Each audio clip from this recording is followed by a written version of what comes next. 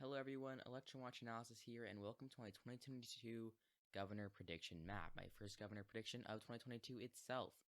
And governors are one of my favorite types of elections to predict, as you can see here, governor elections are a lot less partisan than Senate and other federal races. For example, look at the 2018 map. You have Pennsylvania going to the left of Oregon, Iowa and South Dakota lean, Kansas likely D. It's definitely pretty interesting. So let's get right into it. I already have labeled Virginia and New Jersey, not by margin, of course. Glenn Youngkin did not win by a safe margin, obviously. You all know that. Anyway, let's get started with the safe Republican states. So Idaho, Wyoming, South Dakota was lean in 2018, but I think it will be safe in 2022. Nebraska, Oklahoma, of course. And then we'll just fill out the rest of most of the southern states. Iowa, I do think will be safe. Kim Reynolds actually outperformed the House Republicans in 2018. She's a pretty strong candidate. Iowa, on the House level, voted, I believe, several points for the Democrats. However, she still won by around 2.7%. So I think she'll win by a safe margin, especially in a red wave year. Of course, Vermont, Phil Scott, very popular despite being a Republican in a safe blue state. New Hampshire, same thing. And then that should be all for our safe Republican states. For Democrats, California, Hawaii, Maryland, I'm gonna put as safe. However, this race could definitely be interesting depending on who each party nominates. If Republicans nominate a moderate like Larry Hogan, it could be closer, maybe towards the likely range. Maryland governor races are often closer than on the federal level, so we'll keep watching for that. Massachusetts safe now that Charlie Baker has retired. Rhode Island I'd also put as safe, though I think it's going to trend to the right relative to its past performances for Democrats. New York, and there we have it. 20 safe seats for Republicans and only 12 for Democrats. So now we'll head into likely states. Starting with the Republicans, I think they'll win Alaska by a likely margin. It's trending to the left overall, and the incumbent governor is not very popular. Also, an independent is running, so it looks like the Democrats or just the opposing party in Alaska might have a better chance because of that. Texas likely, Florida likely, Ron DeSantis definitely to win re-election pretty easily. Same with Greg Abbott in Texas. Kansas also likely. Laura Kelly was elected as Democrat in 2018, and she's probably going to lose to Derek Schmidt, who is the Kansas Attorney General. Definitely a pretty non-controversial candidate. He's a good candidate overall. I think that she will lose to him by probably around 10 points at this point. Before I had it as around 6-7, but still I think she'll lose nonetheless. Ohio, Wisconsin, I think Wisconsin is trending to the right overall. Tony Evers, the incumbent Democrat, was elected with a very working class coalition in 2018, and he's not going to have that in 2022 due to trends of the working class shifting to the right. Also, the red wave will not help him at all.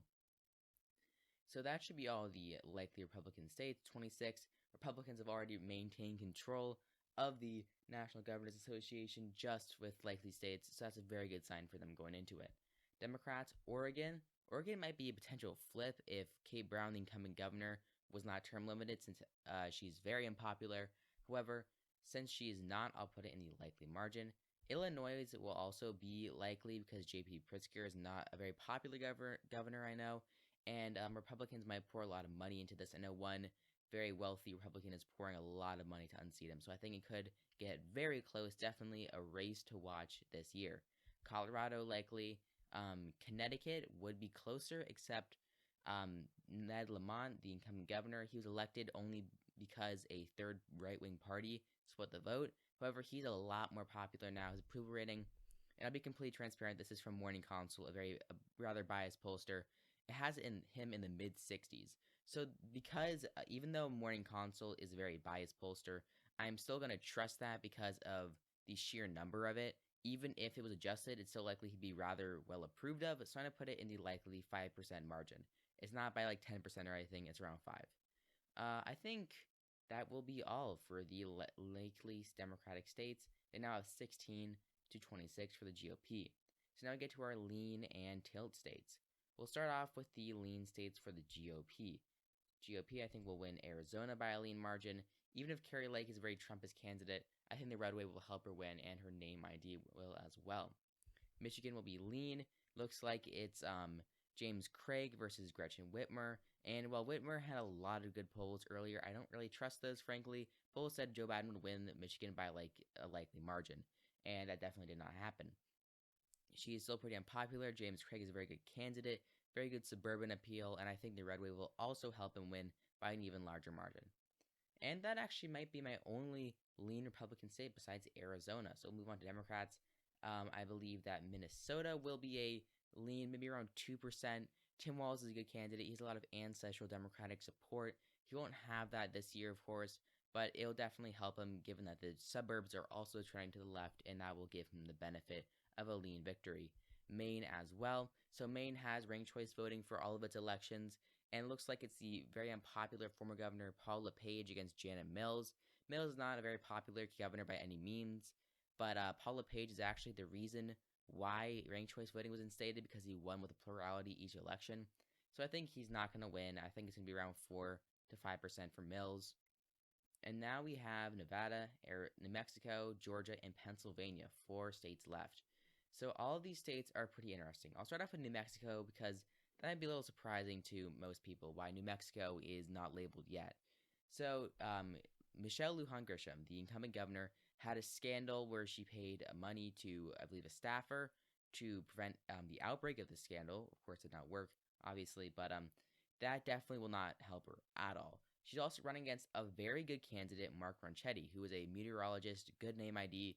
He outperformed Donald Trump in the 2020 New Mexico Senate race by around 4 points, I believe, which is very good, especially considering the fact that Trump probably was a decent candidate in theory for New Mexico, given his strength with Hispanic voters.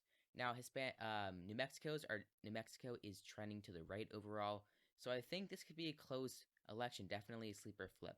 I'm going to put it as a tentative lean, just because I'm not sure how the race is going to go yet, but of course, this definitely may change. It's around 2 points, maybe even 1.5%, so if you skip to the end of the video and you see someone in the comments saying that I'm biased because I'm putting it as lean, just make sure that will help you know that they did not watch the whole video. Anyway, off that topic, we now have 3 states left to decide. I think Pennsylvania will be tilt GOP because Democrats are running a very good candidate, Josh Shapiro, against a very mediocre candidate, Lou Barletta. Now, Barletta has a failed statewide run under his belt for Senate in 2018, so obviously that's not a very good indicator because of how big a blue wave was that year and how good his opponent, Bob Casey, was. But he has the name ID, which might help him, and he's a pretty moderate candidate overall. I think that Josh Shapiro could pull off an upset given how, frankly, popular he is. He outperformed Joe Biden by around 3 points. He has very good coalition across the state, from working class voters to urban voters to even suburban voters. So this might be another very close race. Georgia and Nevada, I'm both going to label as tilt Republican. In Georgia, maybe closer, Brian Kemp runs. There's a possibility that the GOP base might abandon him and Stacey Abrams will win. David Perdue, not sure how that will go. That will be one I'll have to decide later. And then Nevada, Steve Sisolak isn't a great candidate overall, I believe. He underperformed the Senate race in 2018 by around a point. He won by 4 instead of 5, which is only 1.6% overperformance from 2016 and Hillary Clinton's margin, which isn't great for a blue wave year. So overall, I think it looks like 31 seats for Republicans and 19 for Democrats. Thank you all for watching. If you enjoyed this video, leave a like and comment down below what your prediction will be. Subscribe for more content like this and more 2022 predictions, and check out my channel for more of my election night videos that you may enjoy. Click the video on the left for a video tailored to your interests, and the link on the right to subscribe to my channel. Thank you all for watching, and I'll see you all next time.